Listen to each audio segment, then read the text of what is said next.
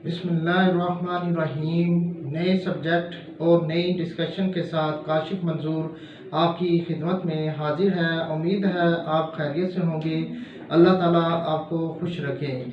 मेरी वीडियो की तरफ बढ़ने से पहले एक छोटी सी रिक्वेस्ट है, अगर आप मेरे चैनल को पहली दफ़ा देख रहे हैं इसे लाजमी सब्सक्राइब करें। अगर बेल आइकन पर क्लिक नहीं किया लाजमी क्लिक करें ताकि आपको हर नई आने वाली वीडियो की नोटिफिकेशन आसानी से मिल सके। आइए मेरे वीडियो की तरफ बढ़ते हैं। आज मेरी वीडियो का सब्जेक्ट है हज़रत बिलाल रज़ी अल्लाह ताला अन्हा की शान में उनका इस्लाम किस तरह लाए और वो किस तरह उन्होंने इस्लाम कबूल किया और किस तरह मौज़ने रसूल सल्लल्लाहु अलैहि वसल्लम बने। आए मेरी वीडियो की तरफ बढ़ते हैं। हज़रत बिलाल जो कि एक शुरू से ही जब वो पैदा हुए तो कुछ अरसे के बाद वो यतीम हो गए थे। तो उनकी एक वालदा, उनके दो भाई बहनें और एक भाई था, तो वो सारा निज़ाम वही चला रहे थे। हज़रत बिलाल जो कि मक्के से इस तरह वो शिफ्ट हुए कि वो मक्के में बिकते बिकते एक अब्दुल्ला बिन जंदन के नीचे काम कर रहे थे, जो कि उनसे काम लेता था और बहुत ज़ोर वाले काम लेता था।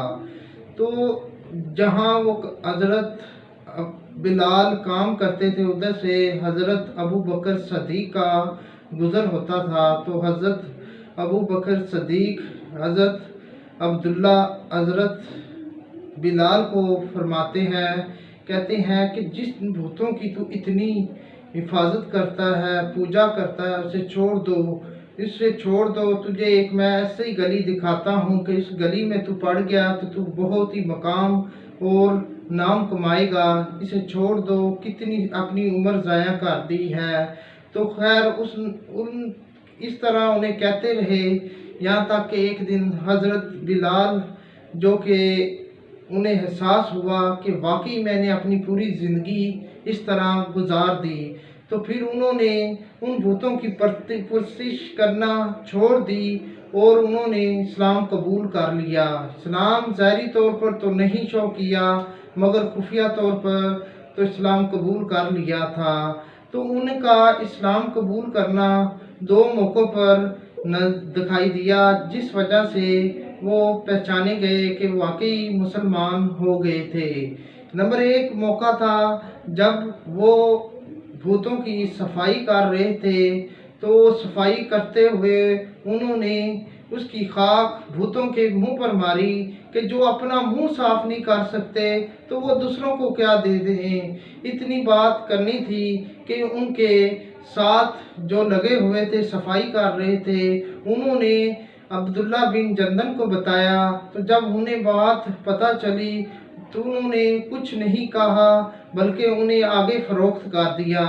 हज़रत जो बिलाल आगे फ़रोख्त उमैया बिन खलफ को फ़रोख्त कर दिया, जो को नहायत ही सख्त इंसान था और उससे किसी किस्म की उजरत नहीं ली, उसे फ्री में फ़रोख्त कर दिया।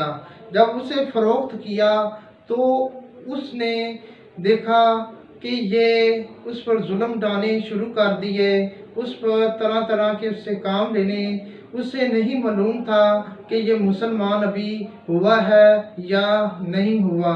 फिर दूसरा ऐसे मौके पर पता चला कि एक नहायत ही गरीब आदमी को तमाम मक्के के सरदार जुल्म कर रहे थे, उस पर अपना दुरे पिसा रहे थे और उस पर अपने जो जुल्म के मसाइल थे वो ज़ारा उस पर कर रहे थे। तो वो देखकर जब सब थक गए सरदार, तो उन्होंने कहा अब बिलाल की बारी है, इसे वो इस पर जुल्म करे और इस पर ताकि ये अब सही अपने रास्ते पर आ जाए। जब बिलाल की बारी आई तो उसने उस यासर बिन अब्दुल्ला को कहा, हालांकि उसे भी पता था कि बिलाल ने इस्लाम कबूल कर लिया है और उस जिस पर जुल्म कर रहे थे उसने भी इस्लाम कबूल कर लिया था। तो जब वो नज़दीक गए हज़रत बिलाल, تو انہوں نے اس کو آرام سے چپکے سے کہا تم ان کے سامنے مجھ پر اپنا ظلم تم بھی کرو تاکہ انہیں شو نہ ہو کہ تم نے بھی اسلام قبول کر لیا ہے، تو اس طرح آپ پر بھی ظلم نہ ہو، تو اپنی جان بچاؤ۔ اس نے کہا مگر حضرت بلال کو سامنے سارا منظر نظر آ رہا تھا۔ اس نے کہا اگر تو ظلم برداشت کر سکتا ہے، جس خدا کا تو نام لیتا ہے، جس کی زلفوں کی تو تعریف کرتا ہے، اس کی میں بھی تعریف کرتا ہوں، کیا یہ اچھی بات نہیں ہوگی جس کے ہم نام لیتے ہیں تو ہم ہی ان کا ظلم بھی ان کے نام لیں گے، ان کے سامنے لیں گے۔ انہوں نے علن بغاوت کر دی کہ احد احد کا نعرہ لگانے لگ گئے۔ تمام سردار غصے میں آ گئے، انہوں نے حضرت بلال پر ظلم کے مظاہر ڈھا دیے، گرم سلاخیں کر کے ان پر رکھتے اور بار بار ان پر ظلم کرتے، یہاں تک کہ اوباش لڑکوں کو ان کے گلے میں رسی ڈال کر دے دیتے جو اسے گھسیٹتے، اور جو بھی ادھر کافر تھے وہ سارے دیکھتے اور وہ کہتے ہیں بلال اور تو عہد کر اور کلمہ اس کا پڑھ، اگر ہم میں اتنا ہے حق کی بات تو وہ آئیں، تیرا خدا اور تیرا رسول تیری مدد کرے۔ مگر انہوں نے پھر بھی احد احد کا نعرہ لگاتے رہے، مگر حضرت بلال نے ان کی سوالوں کا جواب بڑے اچھے انداز میں دیا۔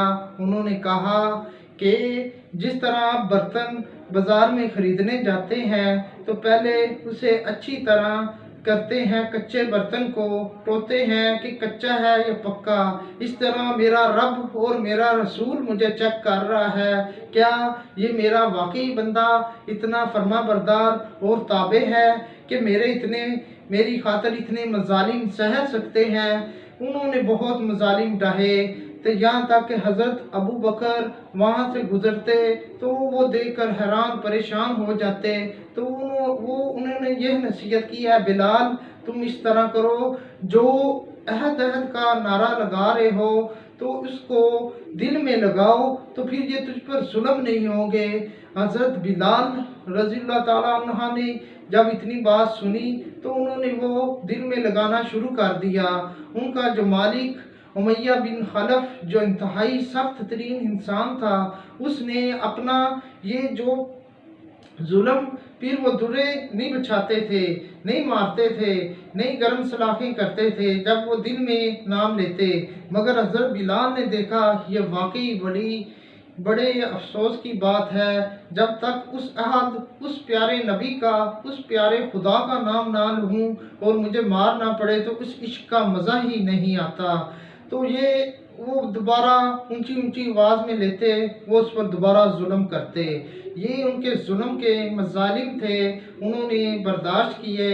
تو ایک دفعہ حضور صلی اللہ علیہ وسلم ادھر سے گزرے تو حضور صلی اللہ علیہ وسلم کے آنکھوں میں آنسو آ گئے، اور جب دیکھا یہ منظر ہے تو حرم پاک میں آ کر اللہ تعالیٰ سے دعا کرنے لگے، یا باری تعالیٰ میرے بلال کو نجات دے، بلال کو نجات دے اس ظلم سے، اور کہا یا باری تعالیٰ مجھے اتنے پیسے دے کہ میں اس بلال کو خرید سکوں اور اسے اپنے پاس رکھ سکوں، اس نے میری خاطر اتنے ظلم ڈھائے۔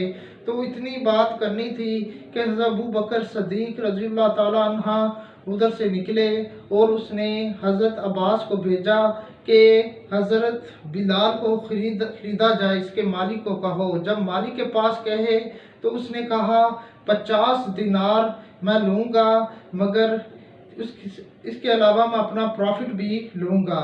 تو اتنی بات کہی تھی، جب اسے پتا چلا ابو بکر بھی ساتھ ہے، ابو بکر صدیق بھی رضی اللہ تعالیٰ عنہ ساتھ ہے، اس نے زیادہ چھیڑخانی کی، اس نے کہا میں 50 دینار کے علاوہ 2000 دینار لوں گا، اور اس کے علاوہ اس کا جو رومی غلام ہے وہ بھی لوں گا اور 2 لونڈیاں بھی لوں گا۔ تو حضرت ابو بکر نے کہا مجھے منظور ہے، اسے چھوڑ دو۔ تو جب انہوں نے یہ کیا تو یہ سن کر انہوں نے اسے چھوڑ دیا۔ اتنی بات کرنی تھی تو وہ حضرت عباس حیران ہو گئے، اس نے کہا اتنا آپ نے سارا کچھ دیا، یہ کیا بات ہے؟ انہوں نے کہا بات تو یہ ہے کہ اس عشق کو میں دیکھ چکا ہوں، جس عشق کو میرے نبی کا عشق اس میں ہے، تو میں اس رنگ کو دیکھ چکا ہوں۔ آپ کو تو یہ کالا حبشی لگتا ہے، مگر اس حبشی کے رنگ میں نے نبی کا عشق کا رنگ دیکھا ہے، جس بیس پر میں اسے خرید رہا ہوں۔ اتنا میں قصہ مختصر حضرت بلال کو ادھر سے لے کر چلے گئے، تو حضرت بلال نے کہا جلدی کرو، تو حضرت ابو بکر صدیق نے کہا جلدی نہ کرنا، کیونکہ تیری وجہ سے آگے میرا نبی کے آنسو نکلے تھے۔